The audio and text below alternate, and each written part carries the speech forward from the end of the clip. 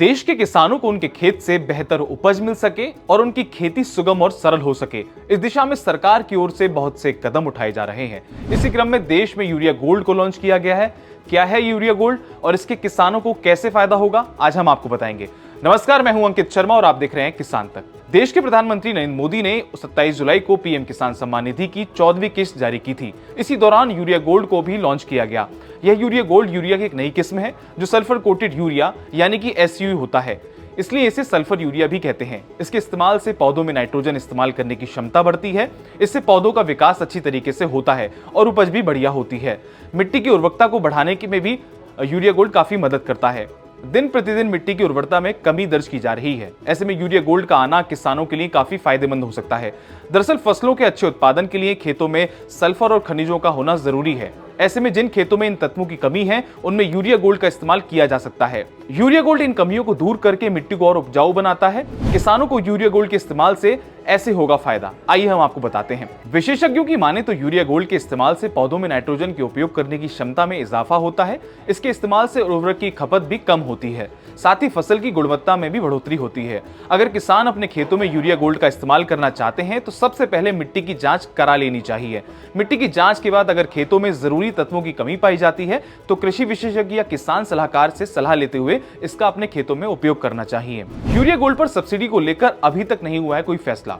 जी हां, सरकार द्वारा अभी तक यूरिया गोल्ड के मूल्य पर सब्सिडी देने का कोई निर्णय नहीं लिया गया है। हालांकि सरकार मौजूदा यूरिया की बोरी पर किसानों को भारी सब्सिडी देती है।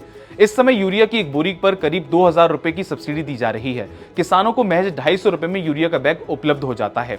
अगर आपको हमारी वीडियो पसंद आई तो इसको लाइक करें, शेयर करें और अपनी प्रतिक्रिया हमें कमेंट बॉक्स में दें। धन्यवाद।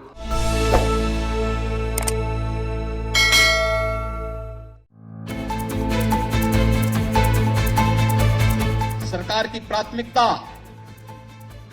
जाति, मत, मजहब, क्षेत्र, भाषा नहीं, गांव है, गरीब है, किसान है, नौजवान है, महिलाएं हैं, समाज का प्रत्येक तबका है। ये उत्तर प्रदेश की योगी आदित्यनाथ की सरकार है जिसकी प्राथमिकता पर किसान है और सरकार की कोशिश है किसानों को एक साथ लाना, उन्हें खेतों में सिर्फ अन्न उपजाने वाले किसान से एक कदम आगे ले जाना, किसानों को ही उत्पादक बनाना और एक ऐसी योजना से जोड़ना जिसका नाम है कृषक उत्पादन संगठन यानी FPO। यूपी सरकार ने 29 सितंबर 2020 को FPO नीति लागू की, जिसमें हर ब्लॉक में एक FPO बनाने का प्रावधान किया गया। Cold storage, warehouse, processing unit को प्रोत्साहित किया गया। परिणाम ये है कि अब तक प्रदेश में 1200 से ज्यादा FPO तैयार हो चुके हैं। सही मायने में अगर आप एक FPO के बारे में समझें तो वो एक बहुत अच्छा तरीका है कि किसान को अपने ही उत्पाद को विभिन्न लोगों तक पहुंचाना। ये उसका एक सबसे बड़ा मूल सिद्धांत है जो कि अभी तक आड़तिए या और बिचौलिए कर रहे थे। तो शायद अब वो FPOs मेन स्ट्रीम में आके उस भूमिका को भी निभाएंगे और किसानों को डायरेक्टली उसका फायदा मिलेगा।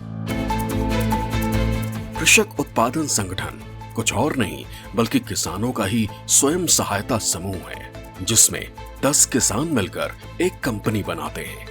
कंपनी के साथ किसानों को जोड़ते हैं। एक FPO को मैदानी इलाकों में 300 और पर्वतीय इलाकों में 100 से ज्यादा सदस्य बनाने होते हैं और 3 साल तक प्रदेश सरकार FPO की मदद करती है। शर्तें पूरी करने पर 15 लाख रुपए तक का अनुदान देती है। सरकार ने सोचा कि यहाँ क्यों ना एक FPO बनाए। उद्यान विभाग के सहयोग से यहाँ पे एक FPO का गठन किया गया और FPO के माध्यम से जब किसान जुड़े और उन्होंने खेती तुलसी की तो यहाँ पे बहुत सारी कंपनियाँ जो माल लेने आई। इसके पहले ये था कि किसान करते तो थे और मार्केट की बड़ी प्रॉब्लम थी। जब सामूहिक रूप से खेती शुरू हुई, विभाग का सहयोग रहा, उद्यान विभाग का सपोर्ट रहा और किसान यहाँ पे तुलसी की खेती बहुत आयात में करना शुरू कर दी। आपको बता दें कि जो FPO है इसमें हमारे FPO में करीब 1070 किसान जुड़ चुके हैं और ये 1070 किसान हैं ये बुंदेलखंड का जो एरिया है इसमें सबसे बड़ा ग्रुप है और तुलसी की जो खेती है वो लगभग 3000 एकड़ में कर रहे हैं। इन FPO का ही एक उदाहरण है आगरा की दिव्य भूमि एग्री क्रॉप प्रोड्यूसर कंपनी। ये कंपनी सैकड़ों किसानों को अपने साथ जोड़कर बीज तैयार कर रही है। आज हमें खुशी होती है कि केंद्र व राज्य सरकार दोनों की एक योजना थी जिसमें कि सीड को बढ़ावा देना था, और आज हम लोग जिस सीड प्रोसेसिंग प्लांट में खड़े हैं वो भी इसी कंपनी का एक प्रकल्प है जो कि अब किसानों को बेटर क्वालिटी सीड्स मुहैया कराने के लिए आगे बढ़ा है।